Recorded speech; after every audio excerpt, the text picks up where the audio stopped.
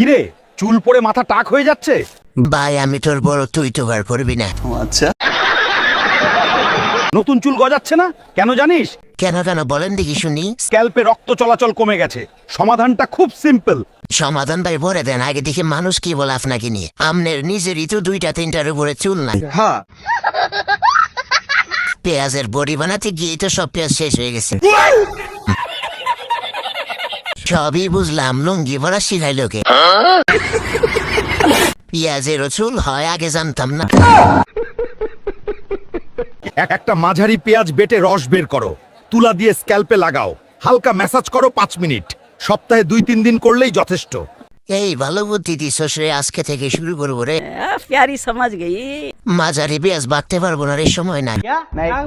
পেঁয়াজের চেহারা দেখে বয়ে সব চুল পড়ে যাবে। নিঃসন্দেহে তুই ঠিক কথা বলেছিস।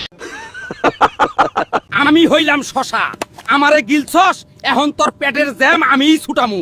বাথরুমে গিয়া বিন্দাস শান্তির গান গাবি। মানে না হয় একটু গিলছি, এতে তুই তো করবো আর কি আছে। শালা গপ গপাইয়া খাইয়া পেটে চর্বির বস্তা বানাইছে।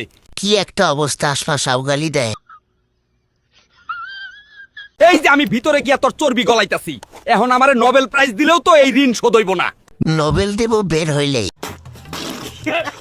আর শোন, আমার ভিতরে ডাইরেক্ট ভিটামিন সি আর ন্যাচারাল পানি, স্কিনের ব্রণ কমায়া শরীরের সব টক্সিন বাইর করে দিলাম। এত ভিআইপি সার্ভিস দিলাম, এখন আমার দুলাভাই ডাক। ঘরে দুলাভাই এখন থেকে ভাজা পোড়া খাইতাম না। দুলাভাই ডাকলে কম হবে, তবে খালু ডাকলাম। কয় কি? শালার পাদ, চল আজ কাঠগড়ায়। আজ আসামির কাঠগড়ায় দাঁড়িয়ে আছে আস্ত একটা পাদ। এই আদালতে ফাদেরও ছাড় নাই। আগে তো শব্দ শুনেছি, এখন নিজের চোখে দেখলাম। পাতটা তো অনেক সুন্দর, হাওয়াই মিঠাইয়ের মতো।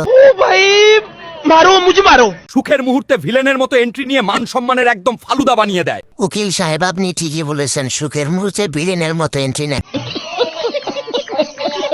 এতদিন পর তাইলে পাদেরও দেখা মিলল।